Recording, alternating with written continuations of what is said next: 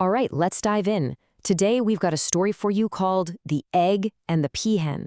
Now, it sounds like a classic fable, right? But trust me, the ending, it's got a twist that is so incredibly modern, it might even make you a little uncomfortable. Let's get started. So, right off the bat, the story asks us this really profound question.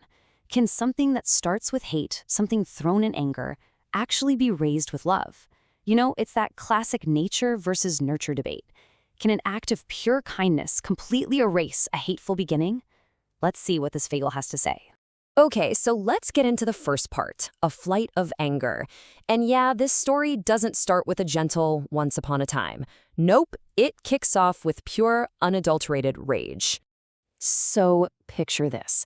We're on top of a super tall, fancy building. You know, the kind that overlooks these beautiful, rolling hills. It's this stark contrast, right? Wealth and concrete looking down on wild, open nature.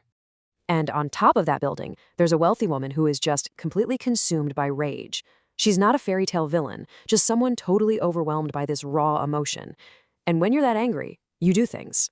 And what does she do? She throws an egg. An egg! Think about that. It's literally a symbol of new life, of potential. And she just launches it into the air out of pure anger. It's not an act of creation. It's a projectile of just total negativity. All right, so where that egg lands, that's where things get really interesting. Its fall is over, but its story is just beginning. Because now, its fate is caught between two totally different animals with two completely opposite intentions. The egg plummets down and lands on a hillside, and wouldn't you know it, it lands right in front of a jackal's den. Talk about bad luck. For the jackal, this is just free lunch, an unexpected snack just dropped from the sky. And this is the core of it right here.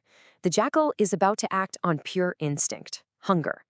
But just then, another animal shows up, a peahen. And it's this perfect contrast. The jackal sees food. The peahen, she sees a life that needs saving. It's literally instinct versus compassion right there on the hillside. And in this showdown, you know what? Compassion wins.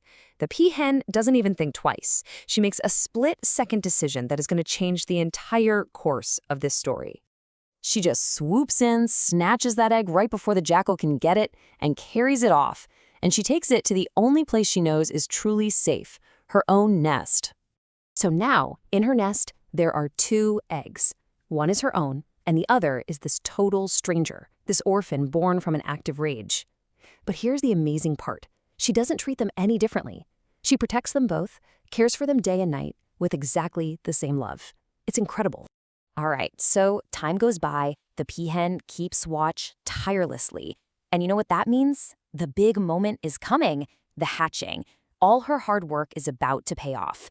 But, well, it might not be exactly what she or any of us are expecting.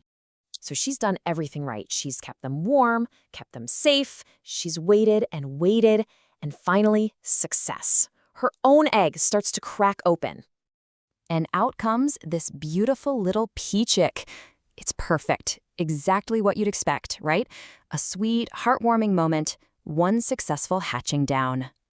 But what about the other one?